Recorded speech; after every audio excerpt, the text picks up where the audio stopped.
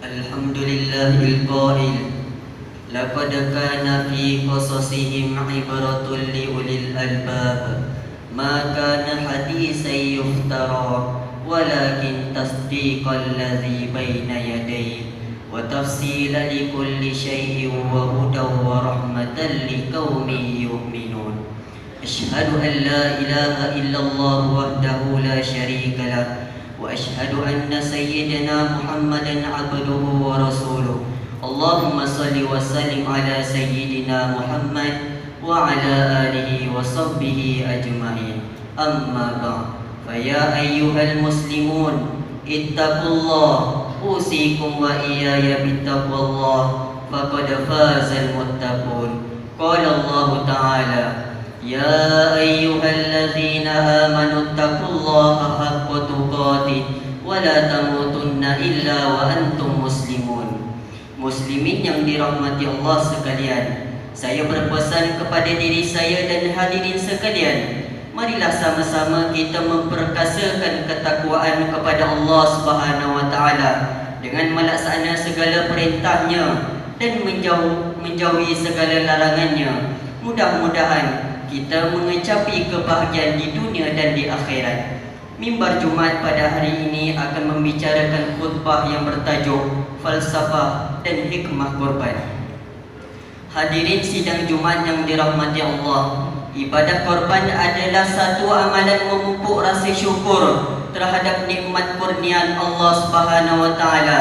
Ia juga merupakan ibadah kepada Allah bagi sesiapa yang memiliki kemampuan untuk melakukannya. Di samping itu, Allah Subhanahu wa taala menjadikan korban sebagai satu ibadah dalam membangunkan syiar agamanya dan serta mendidik hamba-Nya agar lebih dekat kepadanya. Mereka yang melaksanakan ibadah korban akan berusaha mencari jalan untuk meraih redha dan rahmat Allah Subhanahu wa taala. Oleh itu, sebelum melaksanakan ibadah korban, kita perlu berniat dengan ikhlas sebagai cerminan kepada ketakwaan hati. Firman Allah Subhanahu wa taala dalam surah Al-Maidah ayat 27, Innama yataqabbalullahu minal muttaqin. Allah hanya menerima daripada orang yang bertakwa. Muslimin yang dirahmati Allah sekalian, penghayatan falsafah pelaksanaan korban perlu dihayati oleh setiap umat Islam agar pelaksanaannya dapat dilakukan secara konsisten pada setiap tahun. Ini bagi menyambut seruan berkorban yang dilakukan oleh baginda Rasulullah sallallahu alaihi wasallam, sebagaimana hadis yang diriwayatkan oleh Anas bin Malik radhiyallahu anhu, Tuhan Nabi sallallahu alaihi wasallam bikabshaini amlahain aqranain zabahahuma biyadihi wa samma wa kabbaru wa wada'a rijlahu ala sifahihima. Rasulullah sallallahu alaihi wasallam berkorban dengan 2 ekor kipas jantan putih, kehitaman lagi bertanduk. Baginda menyembelih keduanya dengan tangannya, lalu mengucapkan basmalah serta bertakbir, dan baginda meletakkan kakinya di antara leher dan badan kedua haiwan tersebut. Hadis riwayat Al-Bukhari dan Muslim. Kita dituntut untuk memahami falsafah perbuatan secara teliti dan cermat, lebih-lebih lagi yang melibatkan urusan ibadah. Ini kerana setiap amalan sentiasa berpaksikan kepada matlamat dan tujuan untuk akhirat semata-mata yang ditetapkan oleh Allah Subhanahu wa taala. Walaupun kadang-kala pada pandangan manusia ia agak sukar untuk dilakukan. Antara falsafah korban yang dapat dihayati dan difahami adalah: pertama, ibadah korban merupakan manifestasi sikap ketundukan dan keredaan terhadap perintah Allah Subhanahu wa taala. Redha bermakna bertindak dengan melakukan apa sahaja bertujuan mendapat keredaan Allah dan meninggalkan semua perkara yang dilarang oleh Allah Subhanahu wa taala. Kedua, ibadah korban menerapkan dalam jiwa yang luhur agar jangan sesekali terpadaya dan tertipu dengan bisikan syaitan. Jarum halus syaitan terus memperdaya manusia dengan jalan supaya sayang kepada harta benda Bisikan-bisikan jahat ini menjadikan kita cinta dan bimbang untuk melepaskan harta dunia. Akibatnya, ia menjadikan kita bertangguh dan enggan melaksanakan ibadah korban. Malah jauh sekali merasa sedih tidak dapat melakukan ibadah korban pada tahun itu. Firman Allah Subhanahu wa taala dalam surah Al-Baqarah ayat 268. Asy-syaitanu ya'idukumul faqra wa ya'murukum bil fahsya wallahu ya'idukum maghfiratan minhu wa fadla wallahu wasi'un alim. Syaitan itu menjanjikan menakut-nakutkan kamu dengan kemiskinan dan kepapaan jika kamu bersedekah atau menderma, dan ia menyuruh kamu melakukan perbuatan yang keji maksiat, bersifat bakhil kedekut, sedang Allah menjanjikan kepada kamu dengan keampunan daripadanya serta kelebihan kurnianya. Dan ingatlah, Allah Maha Luas limpah rahmatnya, lagi sentiasa meliputi pengetahuannya. Ketiga, ibadah korban menjadikan kita sebahagian daripada individu yang cakna dan peduli tentang keberadaan masyarakat sekeliling yang kurang berkemampuan. Sebenarnya, Zulhijjah merupakan masa yang terbaik dan sesuai untuk kita mendidik diri menjadi lebih prihatin dengan keberadaan saudara-saudara kita yang memerlukan sumbangan dan bantuan. Akhirnya, pelaksanaan ibadah korban dapat membina aura dan infak positif dalam diri dan kehidupan, kerana kita dapat meringankan bebanan saudara-saudara kita yang memerlukan. Firman Allah Subhanahu wa taala dalam surah Al-Maidah ayat 2 yang bermaksud, dan hendaklah kamu bertolong-tolongan untuk membuat kebajikan dan bertakwa, dan janganlah kamu bertolong-tolongan pada melakukan dosa maksiat dan pencerobohan, dan bertakwalah kepada Allah, kerana sesungguhnya Allah Maha berat azab siksanya bagi sesiapa yang melanggar perintahnya. Hadirin sekalian, sudah pasti tuntutan pelaksanaan ibadah korban banyak mengandungi hikmah yang tersurat lagi tersirat. Terdapat beberapa hikmah di sebalik tuntutan pelaksanaan ibadah korban menjurus kepada kebaikan dalam masyarakat. Pertama, memberi kegembiraan kepada orang lain.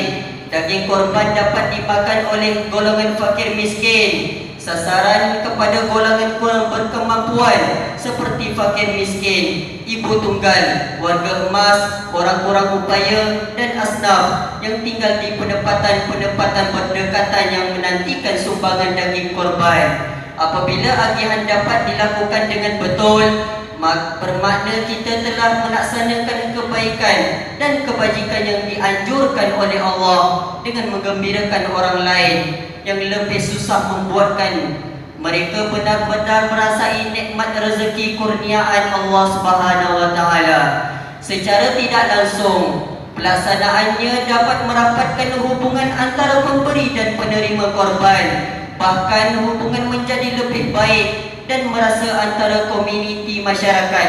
Firman Allah Subhanahu wa taala dalam surah Al-Hajj ayat 28 yang bermaksud, supaya mereka menyaksikan berbagai perkara yang mendatangkan faedah kepada mereka, serta memperingati dan menyebut nama Allah pada hari-hari yang tertentu, kerana pengurniaannya kepada mereka dengan bintang-bintang ternak untuk dijadikan korban. Dengan yang demikian, makanlah kamu dari daging binatang-binatang korban itu, dan berilah makan kepada orang yang susah, yang fakir miskin.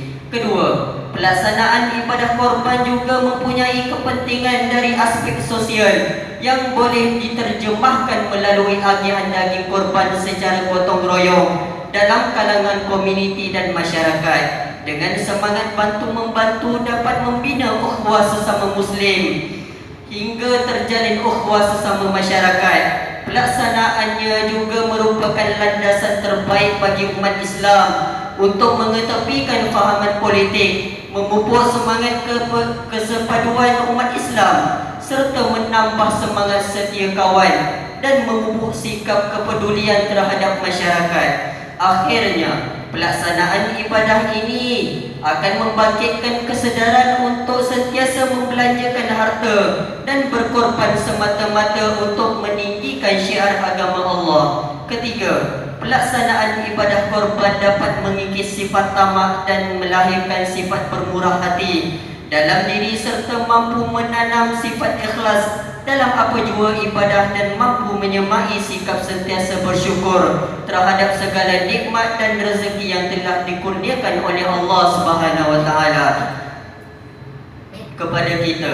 Secara tidak langsung, ia membuat sifat-sifat mazmumah terbuku dalam hati seperti sifat bakhil atau kedekut dan lain-lain. Ini dapat dilihat amalan korban yang dilaksanakan pada zaman Rasulullah berdasarkan pengorbanan untuk mengikis rasa cinta pada dunia, lebih-lebih lagi kepada wang ringgit, perasaan dan nyawa.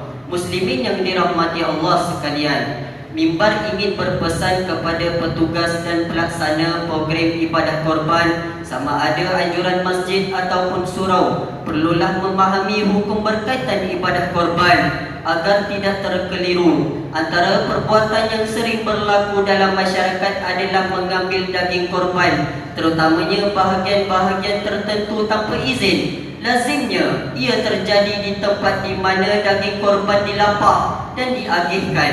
Ini suatu perkara yang dilarang dan boleh mengundang dosa. Akhirnya, marilah bersama-sama kita menghayati falsafah dan hikmah ibadah korban dengan mengambil iktibar dan pengajaran daripada tuntutan pelaksanaannya agar kita dapat mengutamakan perintah Allah mengatasi segala-galanya. Tanpa pengorbanan, cinta kepada Allah tidak akan tercapai. Kesimpulan khutbah yang dapat kita ambil pengajaran pada hari ini adalah: pertama, ibadah korban adalah satu amalan memupuk rasa syukur terhadap nikmat kurniaan Allah Subhanahu wa taala. Kedua, amalan korban yang dilaksanakan pada zaman Rasulullah berdasarkan pengorbanan dan perjuangan untuk mengikis rasa cinta pada dunia, lebih-lebih lagi kepada wang ringgit, perasaan dan nyawa. Ketiga, pelaksanaan ibadah korban dapat mengikis sifat tamak dan melahirkan sifat bermurah hati bagi membentuk sifat-sifat mahmudah dan nilai-nilai Islam yang luhur dalam membelanjakan harta di jalan Allah Subhanahu wa taala. A'udzubillahi minasyaitonirrajim. Inna a'tainakal kautsar fasholli lirabbika wanhar. Sesungguhnya kami Allah Subhanahu wa taala telah memberi engkau yang Muhammad sallallahu alaihi wasallam akan kebajikan yang banyak, maka dirikanlah solat kerana Tuhanmu dan sembelihlah haiwan korbanmu. Surah Al-Kautsar ayat 1 hingga 2. Barakallahu li wa lakum fil Qur'anil azim wa nafa'ani wa iyyakum bima fihi minal ayati wa zikril hakim wa taqabbala minni wa minkum tilawatah innahu huwas samiul alim. Aqulu qawli hadza wa astaghfirullahal azim li wa lakum wa lisairil muslimina wal muslimat fastaghfiruhu innahu huwal ghafurur rahim.